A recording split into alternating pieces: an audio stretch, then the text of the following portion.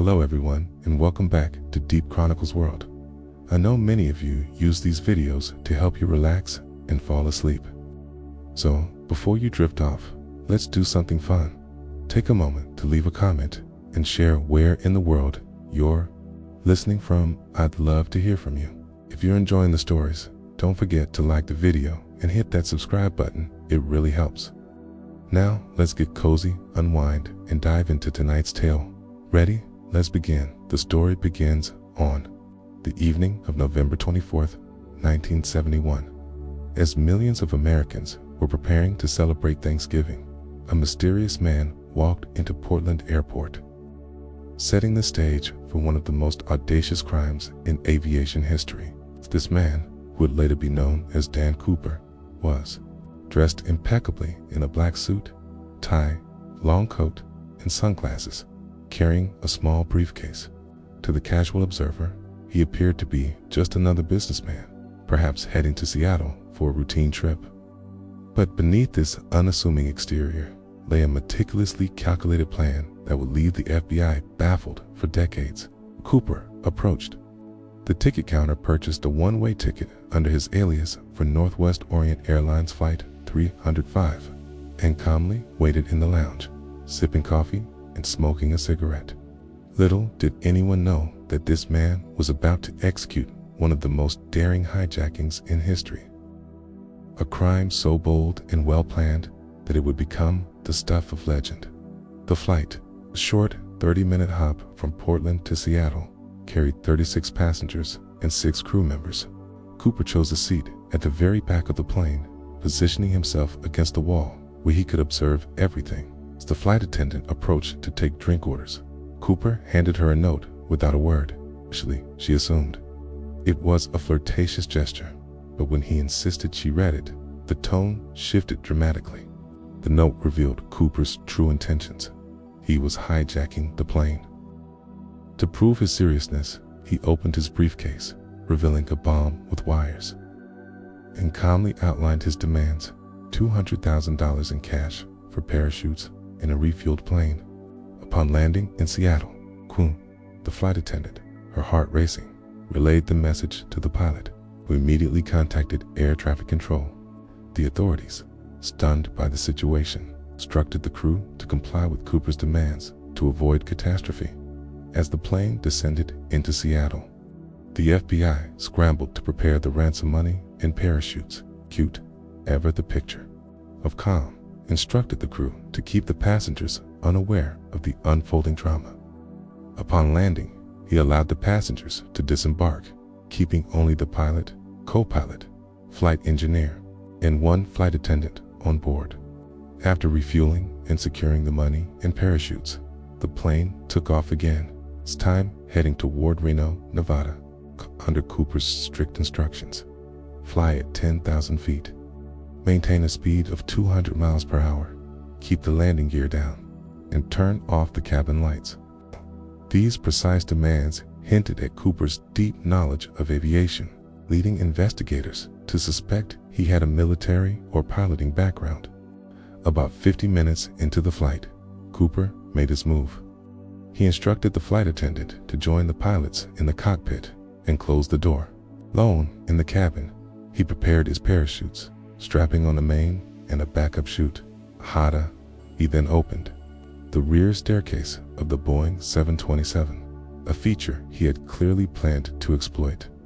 With the bag of cash secured and the parachute on his back, Cooper leaped into the freezing, pitch-black night over the dense forests and rugged mountains between Seattle and Reno. The pilots felt a slight shift in the plane's balance, signaling Cooper's departure. When they landed in Reno, the FBI swarmed the plane, but Cooper was gone, leaving behind only his tie and a trail of unanswered questions. What followed was one of the largest manhunts in FBI history. Search teams scoured the forests, rivers, and mountains, while military planes and helicopters combed the area from above. Despite their efforts, Cooper had vanished without a trace. The FBI's failure to capture him marked a turning point in their history, and the case became a source of endless fascination and speculation.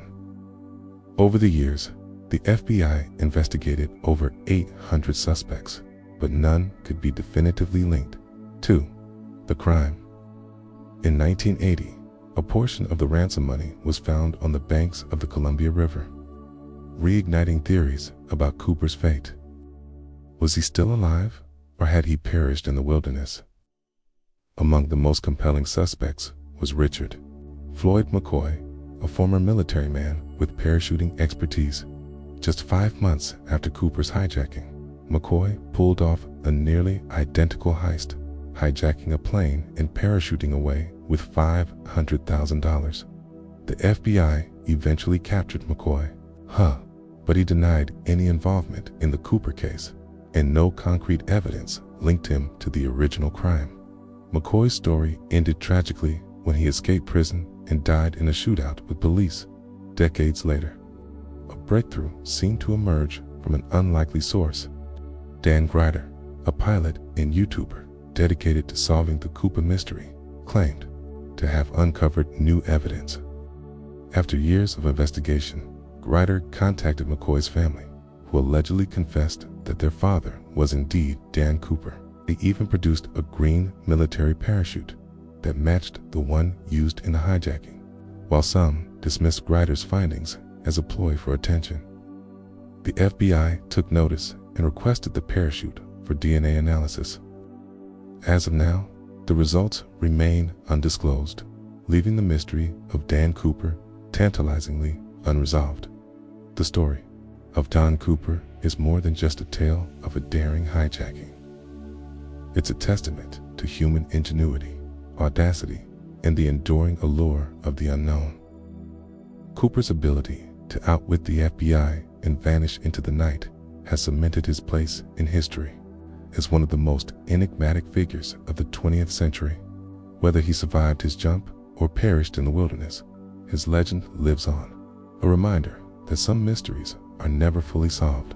And so, the hunt for Dan Cooper continues, a puzzle that captivates and frustrates in equal measure, leaving us to wonder, who was he and what became of him?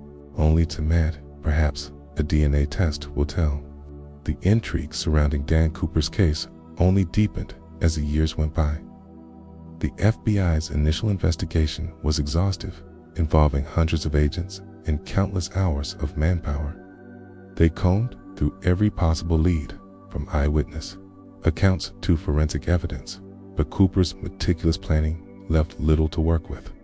The tie he left behind on the plane was analyzed for DNA, but the technology of the time was not advanced enough to yield conclusive results. The ransom money, meticulously recorded with serial numbers, never surfaced in large quantities, further complicating the investigation. The few bills that were found only added to the mystery, as they were discovered in locations that suggested Cooper might have survived the jump. But no concrete evidence ever emerged to confirm this. The public's fascination with the case grew as the years passed, and Dan Cooper became a folk hero of sorts. Books, documentaries, and even movies were made about his daring escapade, each offering new theories and speculations about his identity and fate. Some believed he was a disgruntled Vietnam veteran, using his military training to pull off the heist. Others thought he might have been a former airline employee, familiar with the intricacies of aircraft operations. The lack of a clear motive only added to the intrigue. Cooper didn't seem to have a political agenda, nor did he appear to be driven by a desire for notoriety. His calm demeanor and precise demands suggested a man who was in complete control, someone who had planned every detail of the hijacking with military precision. One of the most intriguing aspects of the case was the parachutes Cooper demanded. He asked for 4, even though he only needed 1, a move that baffled investigators at the time. It was later speculated that this was a deliberate ploy to confuse the authorities, making it harder for them to predict his next move. The parachutes he left behind were also carefully chosen. One was a training parachute, unsuitable for a high-altitude jump, further evidence of Cooper's knowledge and planning. The fact that he chose to jump in the middle of the night, in freezing temperatures, and over treacherous terrain only added to the legend. It was a move that seemed almost suicidal, yet Cooper's calm and calculated demeanor suggested he had every confidence in his ability to survive. The FBI's investigation into the case was one of the most extensive in its history, but it was also marked by a series of missteps and false leads. The decision to offer a substantial reward for information led to a flood of hoaxes and false confessions, further complicating the investigation. Despite these challenges, the FBI never gave up on the case, and it remained open for decades, a testament to the enduring mystery of Don Cooper. In 2016, the FBI officially closed the case, citing a lack of new evidence. But the decision was met with skepticism by many who believed that the truth was still out there, waiting to be uncovered. The discovery of the ransom money in 1980 was a significant development, but it also raised more questions than answers. The money was found by a young boy on the banks of the Columbia River, buried in the sand and partially decomposed. The bills matched the serial numbers of the ransom money, but there was no sign of Cooper or any other clues to his fate.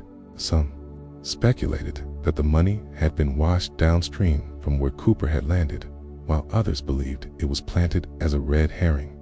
The discovery reignited public interest in the case, but it also highlighted the challenges of solving a mystery that had grown cold over the years. Theories about Cooper's fate continued to proliferate, ranging from the plausible to the outlandish. Some believed he had died in a jump, his body lost in the dense forests of the Pacific Northwest. Others thought he might have survived and lived out his life in anonymity, perhaps even using the ransom money to start a new life. There were even claims that Cooper had faked his own death and was living under an assumed identity, a theory that was fueled by the lack of a body and the discovery of the ransom money. Despite the many theories, no definitive evidence ever emerged to confirm any of them, leaving the mystery of Dan Cooper as enigmatic as ever. The case also had a lasting impact on aviation security. In the wake of the hijacking, airports around the world implemented stricter security measures, including mandatory ID checks, baggage screening, and metal detectors. The era of casual air travel, where passengers could board a plane with minimal scrutiny, was over. The Cooper hijacking was a wake-up call for the aviation industry, highlighting the vulnerabilities of air travel and the need for more robust security protocols. While these measures have made air travel safer, they have also changed the way we think about flying, turning what was once a simple and routine activity into a more complex and security-conscious process. The legacy of Dan Cooper is a complex one. On one hand, he is remembered as a criminal who put the lives of innocent people at risk for his own gain. On the other hand, he is celebrated as a mastermind who outwitted the FBI and pulled off one of the most daring heists in history. His story has inspired countless books, movies, and TV shows, each offering a different take on the man and the myth. Whether he is viewed as a villain or a folk hero, there is no denying the impact of his actions and the enduring fascination with his story. As we look back on the case of Don Cooper, it's clear that it represents more than just a crime. It's a reflection of the times in which it occurred. The early 1970s were a period of social and political upheaval, and Cooper's hijacking can be seen as a product of that era. It was a time when the rules were being rewritten and individuals like Cooper were pushing the boundaries of what was possible. His ability to exploit the vulnerabilities of the system and disappear without a trace is a testament to the ingenuity and audacity of the human spirit, even when applied to criminal ends. In the end, the mystery of Don Cooper remains unsolved, a puzzle that continues to captivate and frustrate in equal measure. The FBI's decision to close the case in 2016 may have marked the end of the official investigation, but it has done little to quell the public's fascination with the story. New theories and leads continue to emerge, keeping the legend of Dan Cooper alive.